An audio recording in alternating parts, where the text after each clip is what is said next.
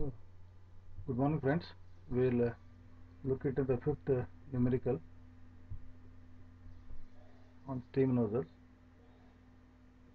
In a steam nozzle, the steam expands from 4 bar to 1 bar. The initial velocity is 50 meters per second and the initial temperature is 200 degrees centigrade. Determine the exit velocity of steam if the nozzle efficiency is 95%.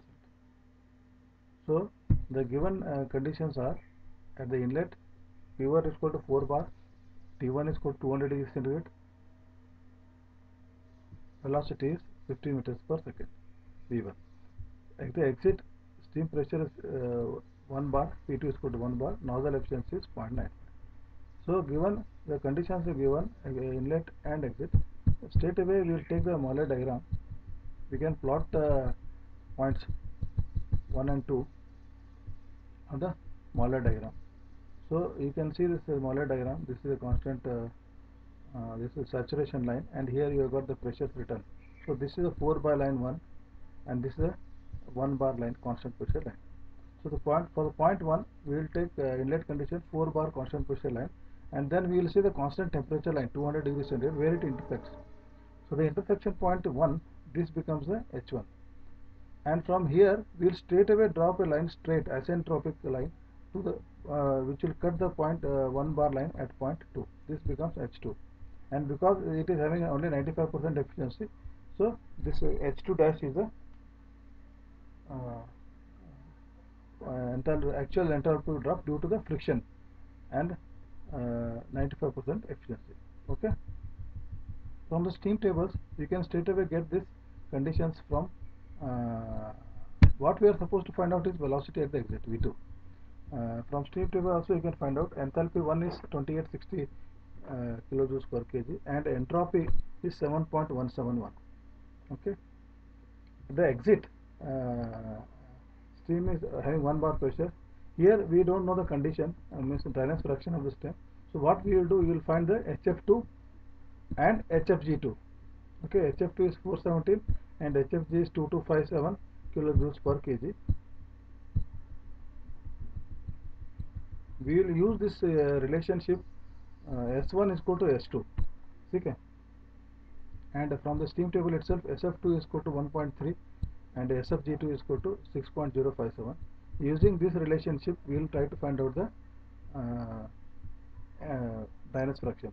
S1 is equal to S2 is mixture of fluid plus wet region. So SF2 plus X2 into SFG2.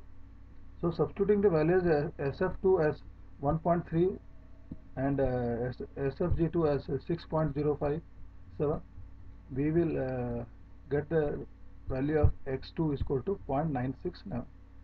So please understand the dryness fraction should always be less than 1. It can be anywhere 0.8, 0.9, but always less than 1. Okay. Then enthalpy also, now we know the dryness fraction, we know the enthalpy of the fluid as well as the latent heat. So we will find out the enthalpy 2, that is HF2 plus X2 into HFG2. Okay, HF2 is 417, X2 is now known 0.969 and HFG is 2259.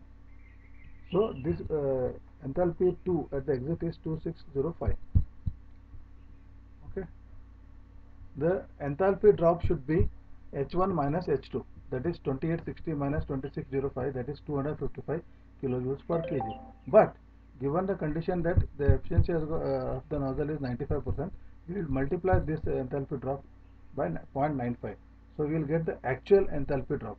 This is the isentropic enthalpy drop, but the actual enthalpy drop is 95% of that, that is 242 kilojoules per kg. Now to find out the exit velocity, we will use the standard relationship. Okay, so delta H enthalpy drop is equal to V2 square minus V1 square divided by 2. Okay, and this delta H is 242 now actual enthalpy drop. We will multiply this by 1000. Please remember this you have to multiply by 1000. In the actual equation we use 44.72 square root of delta H. So that 44.72 is nothing but this 2 into 1000, 2000. This square root of 2000 is 44.72. Okay. So V2 square minus V1 square, that is 50